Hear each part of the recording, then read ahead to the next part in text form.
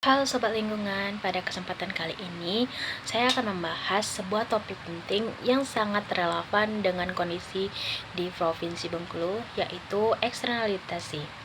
Apa itu eksternalitas? Eksternalitas adalah dampak yang muncul dari suatu aktivitas ekonomi atau sosial yang dirasakan oleh masyarakat luas, baik dampak tersebut positif maupun negatif, namun tidak tercermin dalam biaya atau keuntungan langsung pelaku aktivitas tersebut. Di Bengkulu, seperti banyaknya daerah lain, kita menemukan berbagai macam eksternalitas yang mempengaruhi kualitas hidup masyarakat dan kelestarian lingkungan. Mari kita kupas satu persatu. Pertama, eksternalitas negatif yang paling nyata dan yang sering kita jumpai adalah pencemaran sampah, termasuk pencemaran sampah yang ada di dekat rumah saya, yaitu ada TPA pembuangan air. Sayangnya, pengelolaan sampah pada saat ini masih menggunakan metode yang kurang ramah lingkungan, yaitu open dumping di tempat pembuangan akhir air sebaku tadi yang saya bilang. Metode ini menyebabkan bau tidak sedap dan penyemaran tanah serta air di sekitar lokasi pembuangan. Dampak ini tentu sangat mengganggu kenyamanan dan kesehatan masyarakat yang tinggal di sekitar TPA tersebut. Selain itu, tumpukan sampah yang tidak terkelola dengan baik juga berpotensi menjadi sumber penyakit dan mencemari lingkungan secara luas. Yang kedua, perubahan tutup lahan yang terjadi akibat pesatnya urbanisasi dan pembangunan di Bengkulu juga menjadi eksternalitas negatif yang signifikan dalam kurun waktu 10 tahun terakhir. Kawasan terbangun di kota ini meningkat hampir 27%, sementara lahan vegetasi alami mengalami penurunan sekitar 20%. Hal ini menyebabkan kurangnya ruang hijau yang berfungsi sebagai paru-paru kota, penyerapan air hujan, dan habitat bagi berbagai flora dan fauna. Akibatnya, risiko banjir meningkat dan ekosistem alam menjadi terganggu, yang pada akhirnya juga berdampak pada kualitas hidup masyarakat.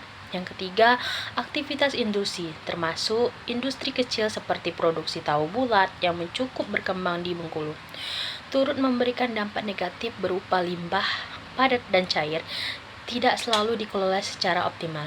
Limbah ini dapat mencemari sumber air, tanah, dan udara sekitar, menimbulkan bau tidak sedap, dan mengancam kesehatan warga sekitar. Hal ini menunjukkan bahwa meskipun industri memberikan manfaat ekonomi, dampak lingkungan yang ditimbulkan perlu mendapat perhatian serius. Yang keempat, kerusakan hutan dan habitat satwa liar akibat pembukaan lahan untuk pertanian, perkebunan, dan pembangunan juga menjadi masalah besar di kota Bengkulu. Hilangnya hutan tidak hanya mengancam keanekaragaman hayati, tetapi juga mengurangi fungsi ekologis hutan sebagai penyimpan karbon dan pengatur iklim lokal. Dampak ini berkontribusi pada perubahan iklim yang semakin ekstrim seperti banjir dan kekeringan yang bergantian melanda wilayah ini, sehingga mengganggu kehidupan masyarakat dan produktivitas pertanian. Namun tidak semua eksternalitas di Bengkulu bersifat negatif. Ada pula eksternalitas positif yang memberikan manfaat bagi masyarakat, misalnya pembangunan kawasan industri dan infrastruktur, pembukaan lapangan pekerjaan bagi warga lokal, meningkatkan pendapatan dan kesejahteraan mereka. Selain itu, program edukasi lingkungan seperti Rimbawa Mengajar yang menjadi gagasan oleh Balai Besar KSDA dan instansi terkait memberikan dampak positif dan meningkatkan kesadaran dan partisipasi masyarakat, khususnya generasi muda, dalam menjaga melestarikan lingkungan.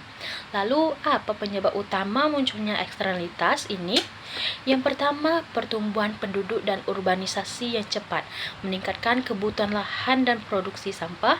Yang kedua, pengelolaan sampah dan limbah industri yang belum optimal, serta kurangnya teknologi dan sarana yang memadai. Dan yang ketiga, lemahnya pengawasan dan penegakan hukum terhadap aktivitas yang merusak lingkungan.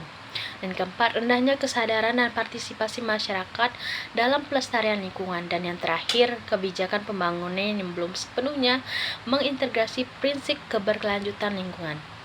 Untuk mengatasi sebagai eksternalitas negatif ini, ada beberapa langkah yang bisa dan harus dilakukan.